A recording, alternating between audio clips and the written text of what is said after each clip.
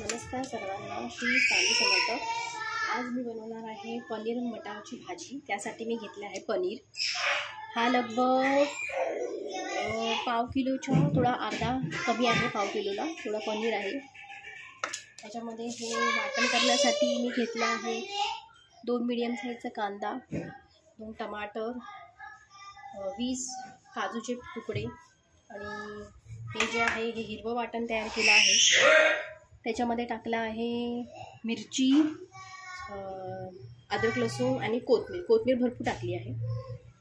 आता हे घेतले आहे मटार। हे एक छोटा वाटी मटार आहे, एक छोटीशी वाटी आहे मटार घेतला आहे, छोटी वाटी मटार।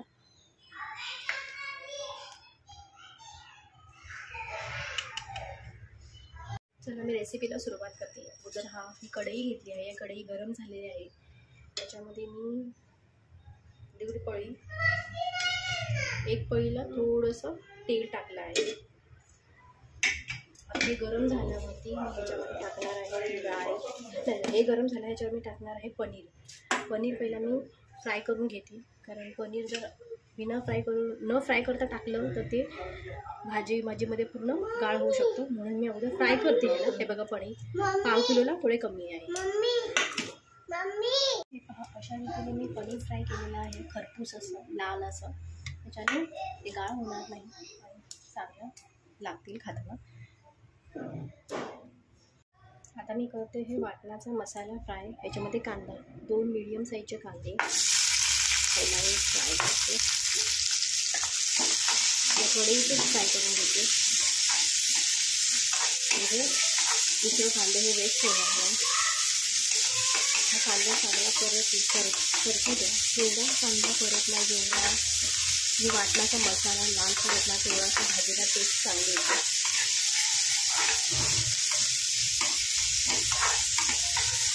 कांद्याला होईपर्यंत परता।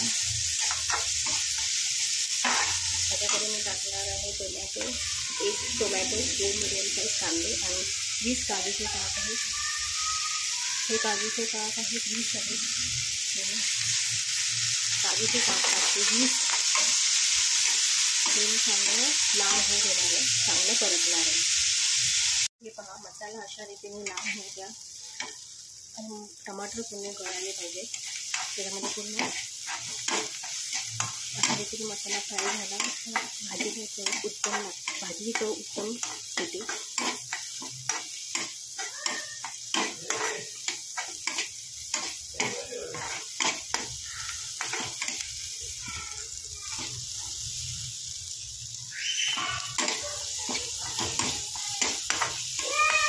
आता हा मसाला जो आहे मी एका प्लेटमध्ये काढते आणि याला थंड होऊन मिक्सरमध्ये वाटून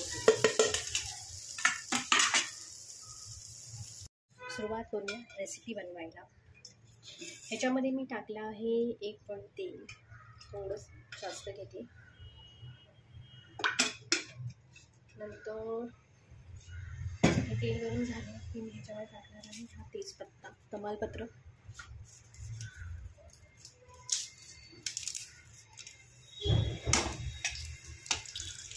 नंतर मी टाकणार आहे हे आपलं जे वाटण होतं ना, जे मिक्सरमध्ये वाटलं आहे ते मी सांगितलं, कांदा, टमाटर आणि काजूचं, ते मी ह्याच्यामध्ये टाकणार आहे। हे मी टाकलं आहे तमालपत्र, तेजपत्ता, नंतर टाकलं आहे हे वाटण, कांदा, टमाटर आणि काजूचं पेस्ट टाकलेली आहे। ती मी आता चांगली फ्राय होऊ देणार आहे ह्याच्यामध्ये। ही चांगली फ्राय झाली, जेवढी चांगली फ्राय होईल तेवढी भाजीला चव चांगली येईल। मी चांगलं फ्राय करणार आहे 2-3 मिनटे। हे पहा, हा मसाला चांगला फ्राय होत आहे, तेल पण सुटत आहे। आता पूर्ण एकजीव झाला की त्याच्यामध्ये टाकणार आहे मी हळद, अर्धी चमचा हळद, 1 चमचा धनिया पावडर, थोडीशी जास्त टाका वाटलं तर। त्याच्यावर टाकणार आहे एव्हरेस्ट लाल तिखट 1 चम्मच, घरगुती मसाला अर्धा चम्मच आणि थोडा जास्त घेतला आहे, घरी बनवलेला गोडा मसाला आहे। आता हे घालणार आहे।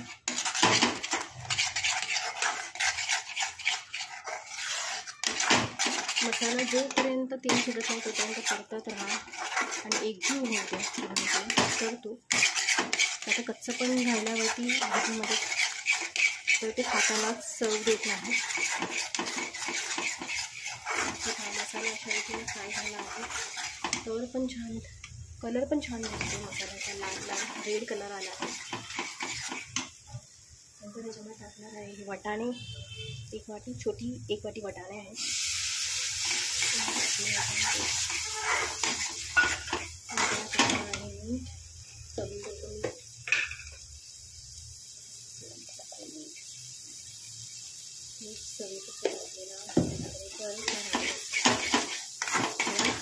दोन मिनटे परतू द्या.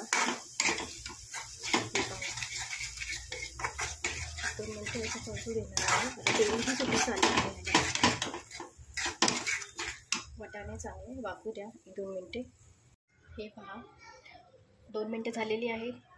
मसाल्याला पूर्ण तेल पण सुटलं आहे, वाटाणे पण थोडे वाफले आहेत. आता मी त्याला टाकणार आहे गरम पाणी.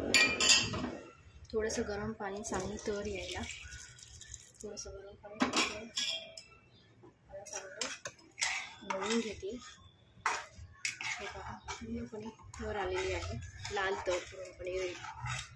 हे पहा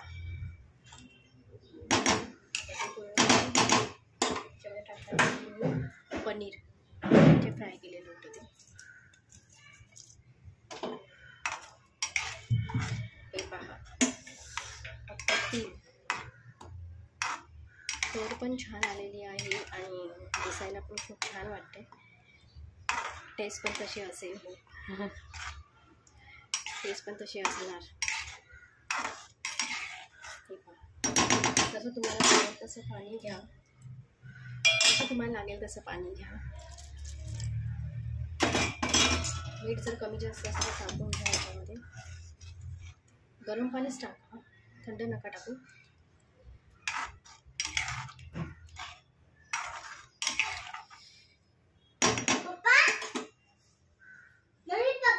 हे पहा भाजीला उकळी फुटत आलेली आहे. आणि जर तुम्हाला वाटत असेल की कलर हा जरा कमी वाटतो तर तुम्ही कलरवाली मिरची जी असते ना, फक्त कलरवाली, तिखटवाली नाही, थोडीशी वरतून भुरभुरू शकता, वरतून टाकू शकता.